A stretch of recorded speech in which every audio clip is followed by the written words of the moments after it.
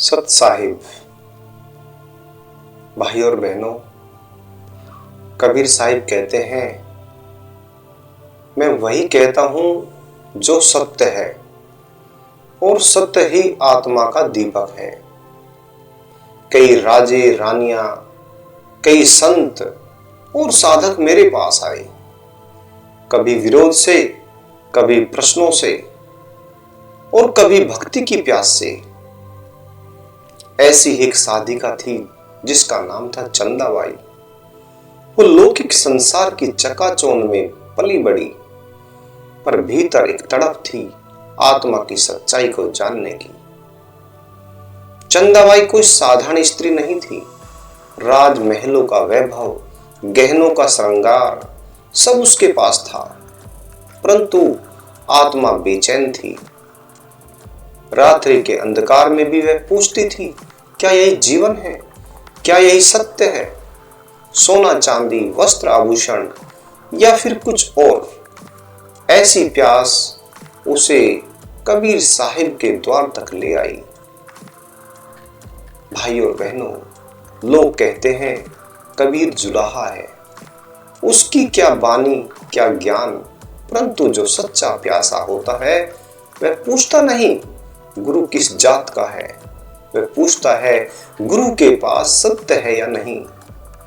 चंदाबाई भी सत्य की तलाश में आई।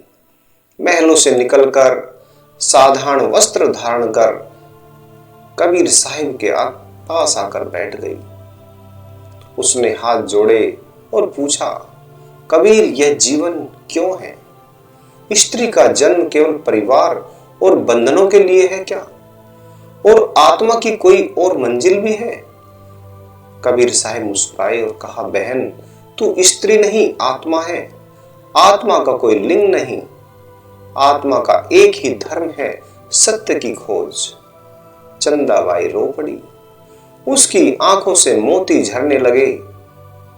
उसने कहा, मैंने तो यह कभी सुना ही नहीं। धर्म ग्रंथों में भी स्त्री को कमजोर कहा गया है, परंतु आप कह रहे हैं मैं आत्मा हूं। साधु, यही फर्क है। जहां समाज बंधन डालता है वहां सत्य बंधन तोड़ देता है। धीरे धीरे चंदाबाई कबीर साहिब की बानी सुनने लगी। हर शब्द उसके हृदय को छू रहा था। और कबीर साहिब ने उससे कहा, गहनों को उतार दे, अहंकार को छोड़ दे। सच्चा श्रृंगार भीतर की निर्मलता है। वह दिन रात साधना करने लगी। महल का सुख त्याग कर आत्मा के सुख की तलाश में चल पड़ी। साधो, संसार कहता यह पागलपन है। राजमहल की रानी साधना में क्यों लिप्त है? पर मैं कहता हूं जिसे आत्मा का आह्वान सुनाई दे जाए वह पागल नहीं, वह ज्ञानी हो जाता है। चंदाबाई ने भी यही किया। संसार की निंदा सहकर भी वह मार्ग से डिगी नहीं। एक दिन उसने पूछा, कबीर, सत्य का मार्ग कैसा है? मैंने कहा, यह मार्ग तलवार की धार पर चलने जैसा है। यह मोह, लोभ, वासनाएं सब छूट जाती है। साधक अकेला रह जाता है, केवल अपने परमात्मा के साथ। वह बोली, मैं इस राह पर चलूंगी चाहे सब छूट जाए। चंदाबाई का हृदय तपने लगा। वह ध्यान में बैठती और भीतर से आवाज आती, सत्य सत्य सत्य।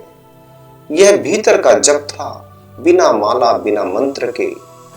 मैंने उससे कहा, नाम भीतर ही है, सुनना सीख, तू मुक्त हो जाएगी। धीरे धीरे लोग देखने लगे। राजमहल की रानी साधारण चोला पहनकर गली कूचों में कबीर की वाणी गाती है। किसी ने हंसी उड़ाई, किसी ने उसको धुतकारा, पर उसने परवाह नहीं की। साधु, जब आत्मा जाग उठती है तो संसार का शोर उसके लिए मौन हो जाता है। चंदाबाई ने अपने भीतर के मोह को तोड़ा। उसका मन अब ना पति में, ना गहनों में, ना महलों में लगा। वह केवल सतगुरु के वचन में डूबी।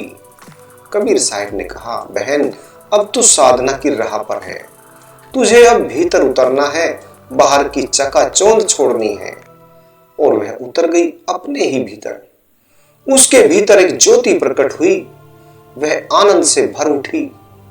उसने कहा, गुरुदेव, अब मैं समझी, सच्चा सुख भीतर है, बाहर का सब धोखा है। साधो, यही जागरण है। जब कोई साधक भीतर की ज्योति देख ले तो संसार का माया जाल उसके लिए टूट जाता है। धीरे धीरे चंदाबाई का जीवन बदल गया। जहां पहले वह श्रृंगार में घंटों लगाती थी, अब ध्यान में घंटों डूबी रहती।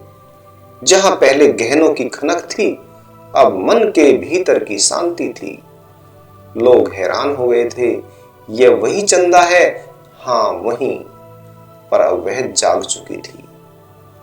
एक दिन उसने कहा, गुरुजी, अब मुझे भय नहीं है। मैंने जान लिया है, मृत्यु भी एक भ्रम है, आत्मा अमर है। भाई और बहनों, यह वचन सुनकर कबीर साहिब प्रसन्न हुए, क्योंकि स्त्री रूप में जन्मी आत्मा ने सत्य को पा लिया था, और यही है साधना का सार। चंदाबाई अब एक साधारण साधिका ना रही, वह एक उदाहरण बन गई। उसने संसार को दिखा दिया कि स्त्री चाहे राजमहल में जन्मे, परंतु यदि उसकी आत्मा जाग जाए तो वह संत मार्ग पर चल सकती है। सुनो भाई साधो, सत्य का मार्ग आसान नहीं। चंदाबाई अब साधना की डगर पर थी, परंतु संसार की आंखें तिरछी हो गई थी। लोग कहने लगे, राजमहल की स्त्री जुल्हाए कबीर के पीछे क्यों भाग रही है? कबीर साहिब हंस पड़े और कहा, सत्य की प्यास को कौन रोक पाया है आज तक? चंदाबाई के अपने ही परिवार ने विरोध किया, कहा, तू महलों की रानी है, संत बनने का नाटक मत कर। लेकिन भाई साधो, जो भीतर से जाग जाए उसे कोई लौकिक संबंध बांध नहीं सकता। उसने सबको स्पष्ट कह दिया, अब मेरी डोर कबीर के वचनों में है, बाकी सब क्षणभंगुर है। एक दिन उसने पूछा, गुरुदेव, यह संसार इतना मोह माया में क्यों फंसा है? मैंने कहा, संसार एक सपने की तरह है। लोग सोए हैं और सपनों में उन्हें सब सच लगता है। जैसे ही जागरण होता है, सारा माया जाल झूठा लगने लगता है। चंदाबाई बोली, तो मैं अब स्वप्न से जागना चाहती हूं। वह साधना में डूब गई, घंटों तक मौन बैठती। उसका शरीर महलों में था, पर मन आत्मा की गहराई में डूब गया। उसने भीतर की ध्वनि सुनना शुरू कर दिया। हे साधो, वही अनहद नाद जो हर जीव के भीतर गूंजता है। लोग उसे देखकर कहने लगे, यह रानी अब सन्यासीन हो गई है। लेकिन वह मुस्कुराती और कहती, मैं सन्यासीन नहीं, मैं साधक हूं। मेरा परमात्मा मेरे भीतर है, मैं उसकी खोज में हूं। यही है साधना, भीतर उतरना और भीतर ही सत्य को पाना। भाई और बहनों, चंदाबाई की भक्ति केवल भावुकता नहीं थी, वह ज्ञान के दीपक से जुड़ी थी। वह प्रश्न करती, वह तर्क भी करती, वह उत्तर खोजती। एक बार बोली, गुरुजी, क्या स्त्री भी पुरुष की तरह मुक्ति पा सकती है? कबीर साहिब ने कहा, आत्मा का कोई लिंग नहीं, जिसे सत्य मिला वही मुक्त हुआ, फिर चाहे वह स्त्री हो या पुरुष। यह सुनकर उसका हृदय प्रसन्न हो गया। उसने कहा, अब मुझे डर नहीं, समाज चाहे कुछ भी कहे, पर मैं सत्य के मार्ग पर चलूंगी। भाइयों और बहनों, यही साहस ही साधना का पहला फल है। जहां भय मिटता है वहीं भक्ति खिलती है। धीरे धीरे चंदाबाई की साधना और प्रबल हो गई। वह भीतर ही भीतर अनुभव करने लगी ज्योति, शांति और प्रेम। उसने कहा, गुरुदेव, यह अनुभव शब्दों से परे है। कबीर साहिब ने कहा, यही अनुभव ही सच्चा धर्म है। किताबों में लिखा धर्म केवल बहस है, अनुभवित धर्म ही मुक्ति का मार्ग है। उसकी साधना का असर समाज पर भी हुआ।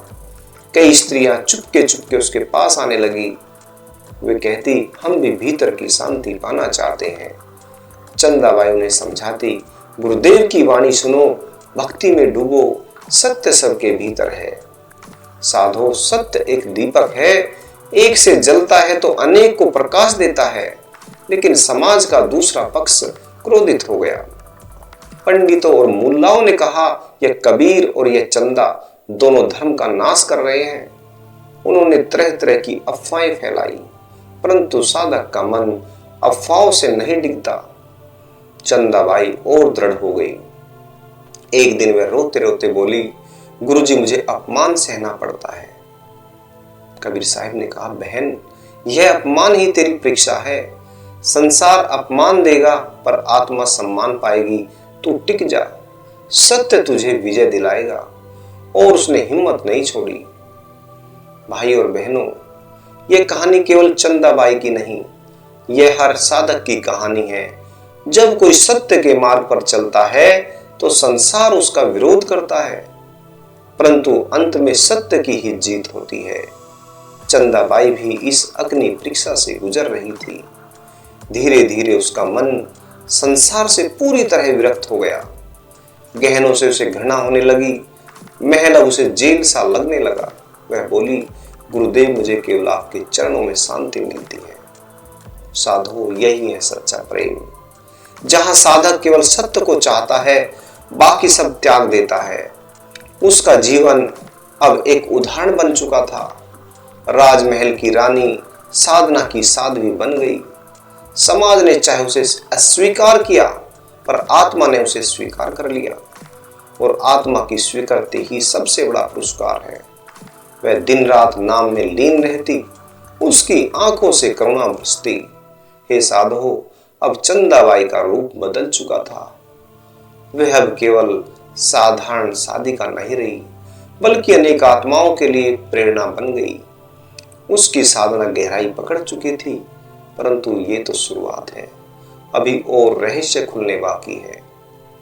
भाई और बहनों, सत्य की राह में जब साधक स्थिर हो जाता है तो भीतर का द्वार खुलने लगता है। चंदाबाई अब उसी मोड़ पर थी। उसका मन निर्मल झील सा हो गया था, जिसमें परमात्मा का प्रतिबिंब स्पष्ट दिखाई देता था। एक दिन उसने पूछा, गुरुजी ये भीतर जो प्रकाश दिखता है ये क्या है? कबीर साहिब ने कहा, यह तेरे आत्मा का स्वरूप है। सूरज बाहर चमकता है, पर यह ज्योति भीतर की है। जो इसे देख लेता है उसके लिए अंधकार मिट जाता है। वह ध्यान में डूब गई। प्रभु नाम की ध्वनि उसके भीतर अनहद नाद बनकर गूंजने लगी। वह बोली, गुरुजी यह संगीत तो अलौकिक है। यह न कोई वाद है न कोई गायक, फिर भी यह भीतर गूंजता रहता है। कबीर साहिब ने कहा, यही अनहद नाद है। इसी से आत्मा परमात्मा से जुड़ती है। हे साधो, जब कोई इस अनहद को सुनने लगता है तो उसका मोह मिटने लगता है। चंदाबाई ने भी अपने भीतर मोह का तंतु काट डाला। अब वह न स्त्री रही न रानी, वह केवल आत्मा बन चुकी थी। उसका चेहरा बदल गया था। आंखों में करुणा की बाढ़, वाणी में शांति की मिठास, चलन में संत जैसी गंभीरता। लोग उसे देखकर कहने लगे, यह अब साध्वी हो गई है। लेकिन साधो, साध्वी नहीं, वह तो मुक्त आत्मा थी। एक दिन चंदाबाई रोते रोते कबीर साहिब के चरणों में गिर गई। कहने लगी, गुरुदेव अब मैं संसार में लौटना नहीं चाहती। अब तो बस आपके साथ रहना है। कबीर साहिब ने कहा, बहन गुरु से जुड़ना शरीर से नहीं आत्मा से होता है। तेरी आत्मा अब जुड़ चुकी है। तू कहीं भी रहे, सत्य तुझे कभी नहीं छोड़ेगा। भाइयों और बहनों, यह सुनकर चंदाबाई के भीतर अपार शक्ति आई। अब वह लोगों से डरती न थी। वह खुलकर सत्य बोलने लगी। जहां पाखंड दिखता वह कह देती, यह धर्म नहीं है, यह व्यापार है। समाज चौंक गया। यह स्त्री इतना निर्भीक कैसे हो गई? परंतु साधु, जो सत्य को पा लेता है वह किसी से भयभीत नहीं होता। चंदाबाई ने अपने जीवन से यह सिद्ध कर दिया। वह बोली, धर्म मंदिरों और मस्जिदों में नहीं, धर्म तो भीतर की भक्ति में है। यह वाणी सुनकर कई स्त्रियां उसकी शिष्या बन गई। धीरे धीरे चंदाबाई का नाम फैलने लगा। लोग उसे चंदा साध्वी कहने लगे। वह जहां जाती लोग उसे जीवन का मार्ग पूछते। परंतु साधु वह कहती, मैं कुछ नहीं, सत्य सब कबीर की वाणी में है। एक रात उसने मुझसे पूछा, गुरुजी क्या मैं परमात्मा को प्रत्यक्ष देख सकती हूँ? मैंने कहा, बहन परमात्मा कोई रूप नहीं, कोई आकृति नहीं, वह तो शून्य है, ज्योति है, शांति है। जब तू भीतर पूरी तरह खाली होगी तभी उसका अनुभव कर सकेगी। फिर वह मौन हो गई। उसका जीवन अब ध्यान और मौन का प्रतीक बन चुका था। वह बोलती कम, लेकिन उसकी उपस्थिति ही शिक्षा बन गई। लोग उसके पास बैठते और शांति अनुभव करते। यही होता है जब आत्मा सत्य से जुड़ जाती है। भाई और बहनों, एक समय ऐसा आया जब चंदाबाई को भीतर की समाधि का अनुभव हुआ। वह घंटों तक शरीर से अलग हो जाती, आंखें बंद, सांस धीमी और भीतर अपार आनंद। उसने कहा, गुरुजी, अब मैं मृत्यु से परे हूं। कबीर साहब ने कहा, हाँ बहन, यही अमरता है। अब वह केवल शिष्या नहीं रही, वह समाज के लिए दीपक बन गई। उसकी साधना देखकर कई लोग भक्ति पथ पर चले। स्त्रियों ने उसमें अपना स्वर देखा, पुरुषों ने उसमें आत्मा का तेज देखा और सबने कहा, कबीर की साधवी ने सत्य पा लिया। एक दिन उसने फिर कबीर साहिब से पूछा, गुरुदेव, अब मुझे क्या करना है? कबीर साहिब ने कहा, अब तुझे केवल दूसरों को जगाना है। तेरी साधना अब व्यक्तिगत नहीं रही, अब यह जगत की सेवा है। वह बोली, गुरुदेव, मैं आपके वचनों को ही अपना जीवन बना लूंगी। हे साधो, चंदाबाई अब पूर्ण साधक बन चुकी थी। उसका जीवन आत्मा और सत्य की गाथा था। उसने दिखा दिया कि स्त्री भी साधना की पराकाष्ठा को छू सकती है। साधो चंदाबाई अब आत्मा के शिखर पर थी। संसार उसे रानी कहता था, पर मैं कहता हूं वह मुक्त आत्मा थी। उसने स्त्रियों को यह दिखा दिया कि भक्ति और मुक्ति केवल पुरुष का अधिकार नहीं, आत्मा का अधिकार है। वह संसार से विदा हुई तो आंखें बंद थी, पर चेहरे पर अपार शांति, जैसे कोई दीपक बुझा नहीं बल्कि अनंत प्रकाश में विलीन हो गया। यही है चंदाबाई की साधना, यही है सत्य का मार्ग और यही है वे विरासत जो युगों तक आत्माओं को जगाती रहती। भाई और बहनों, यह थी कहानी कबीर साहिब और चंदाबाई की। आपको कैसी लगी कमेंट बॉक्स में जरूर लिखना। सत साहिब, धन्यवाद।